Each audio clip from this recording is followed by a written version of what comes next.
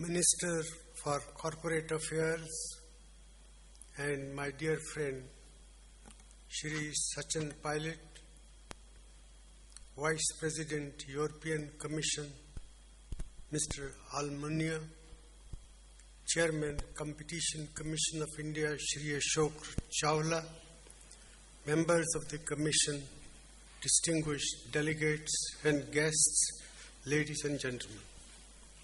It gives me great pleasure to be in your midst on the occasion of the third BRICS International Competition Conference. I extend my very warm greetings to all our guests from different parts of the world. The BRICS partnership started as a loose grouping of geographically dispersed countries based on features such as growth rates, sizable educated workforces, large domestic markets, and natural resource endowment.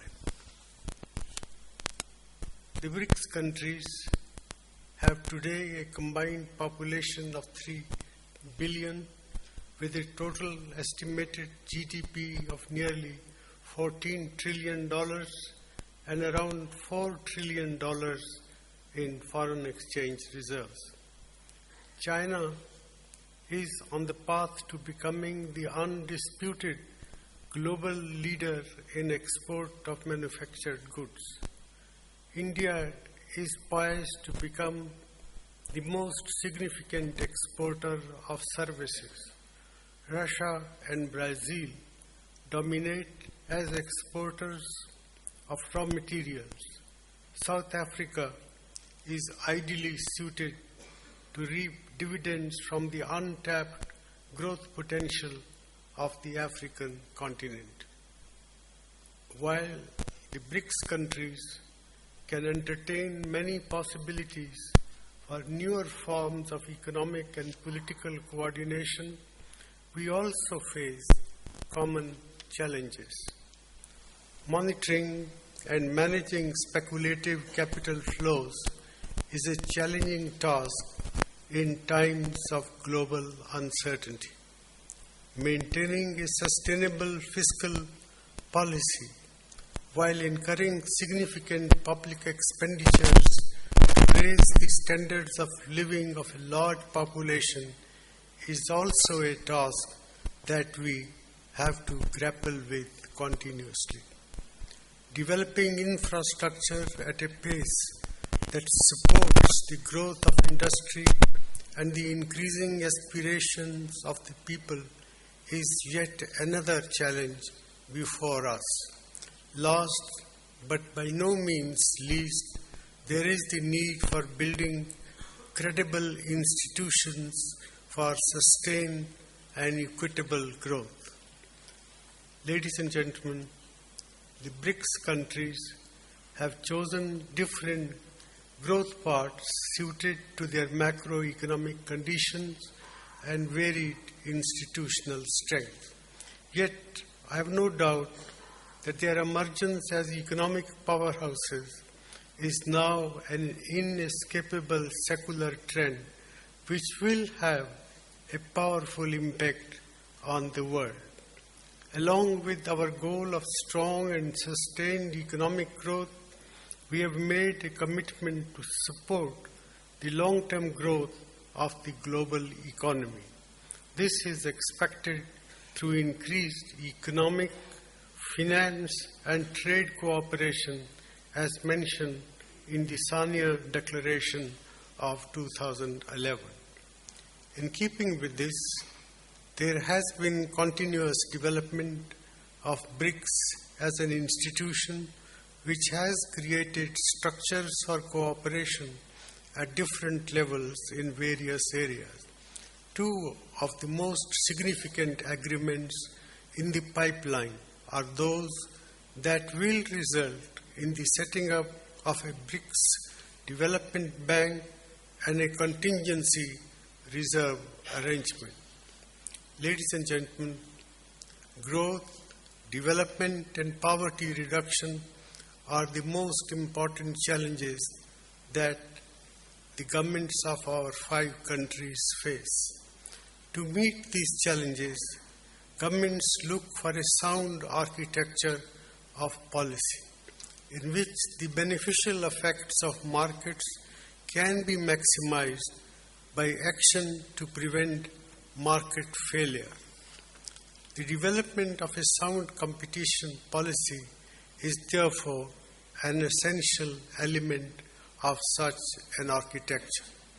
Anti-competitive behavior deprives markets of their ability to deliver efficient results, and it also hurts the poor most of all. But fair and effective competition in markets is easier said than done. It has to be created and enforced through public policy. Otherwise, private barriers may simply substitute governmental barriers to trade and prevent improvements in social welfare. In 1991, India embarked on a path of economic reforms, the essential elements of which were liberalization, privatization, and globalization. The erstwhile Monopolies and Restrictive Trade Practices Act of 1969, enacted at a time when India had a command and control economic policy paradigm, was inadequate to regulate the market and ensure promotion of competition therein.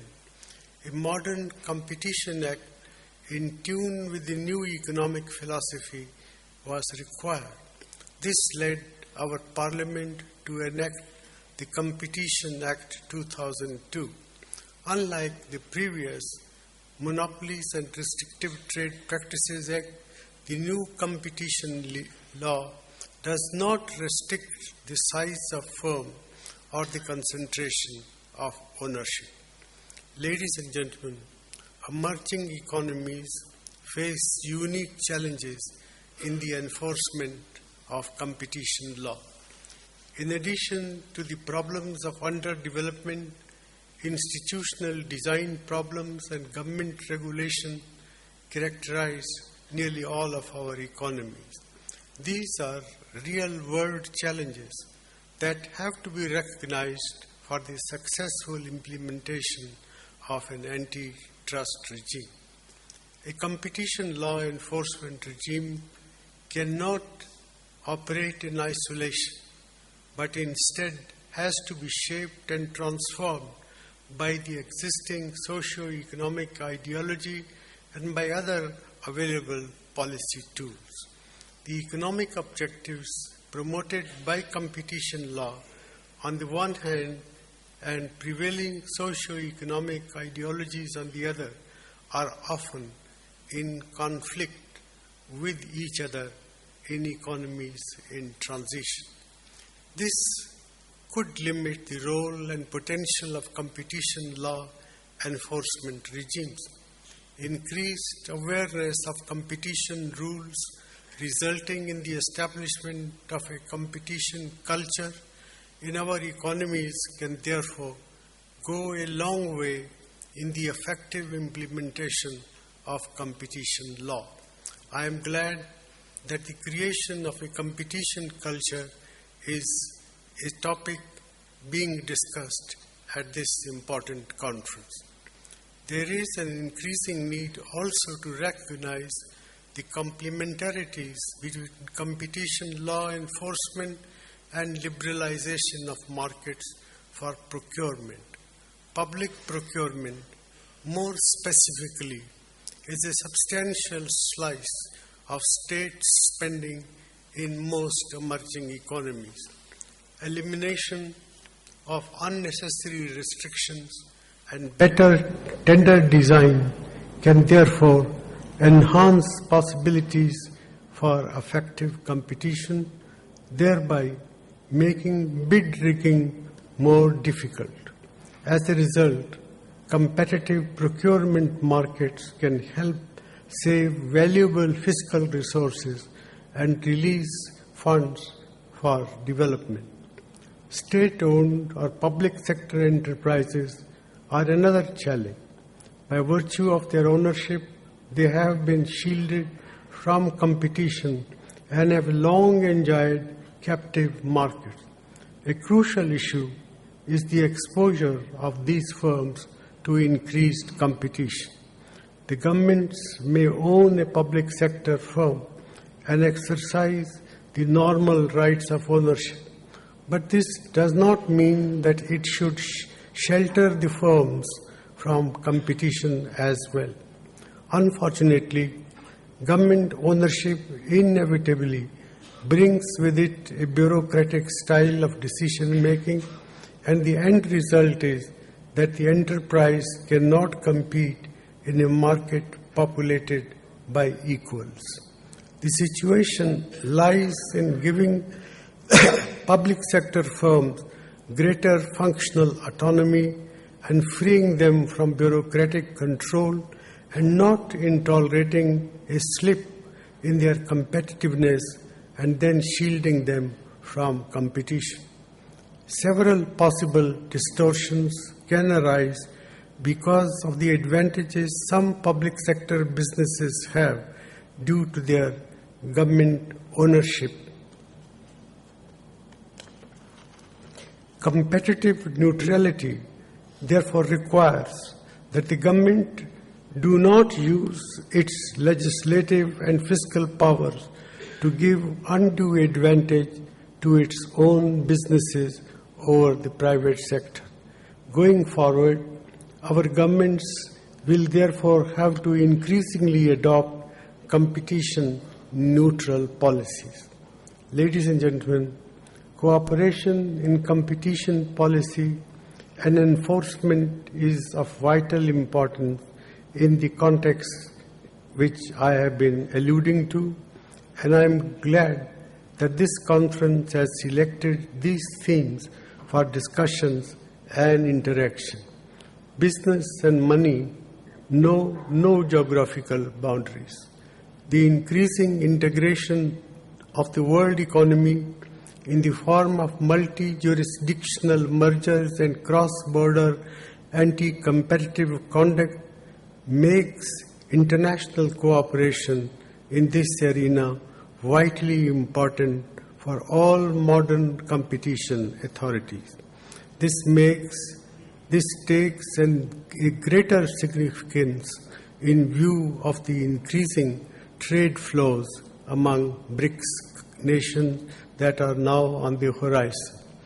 The International Competition Conference is therefore an important platform that brings together leading practitioners and thinkers from the field of competition to provide cross-learning and appreciation of global best practices. It is singularly well suited to share experiences regarding common challenges and articulate a new consensus on key issues. BRICS competition authorities are also ideally positioned to bridge the gap between mature competition authorities and the nascent ones. With these words, I am confident that the next 2 days will see robust discussions covering all the challenges faced by the BRICS countries in the enforcement of their respective competition regime. I wish you the very best in this noble endeavor, and thank you.